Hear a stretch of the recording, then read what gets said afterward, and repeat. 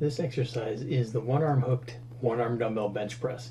So what we're going to do here is set up a bench kind of shifted over to the side in the power rack with the safety rail set about 6 inches higher than the height of the bench. As you can see, what we're doing here is a single arm dumbbell bench press.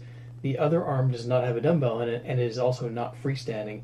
It's hooked underneath the rail of the safety of the power cage in order to help stabilize the body. This, I find, allows you to really put maximum loading onto one side at a time.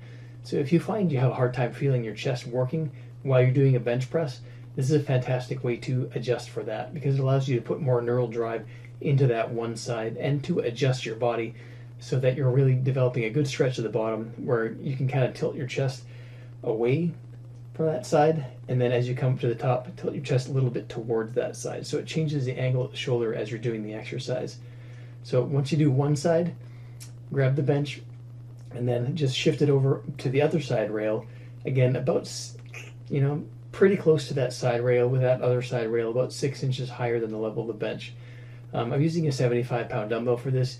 You want to keep the weight fairly moderate here because this one is more about feel. You can develop to moving heavier weights if you like to as well, but I find this one going for feel is going to be your best bet.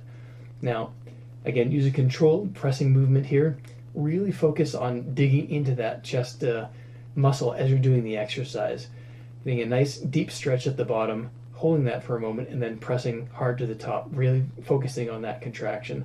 So hooking that other arm underneath that rail, this is what stabilizes your body. When you're doing a normal dumbbell bench press, if you're trying to do a single arm, it turns it into a lot of a close grip bench press and tricep exercise, because if you try to go wide, as you normally do with a dumbbell bench press, you're going to tip over. So this allows you to stabilize kind of like an outrigger and not tip over as you're focusing on one side at a time.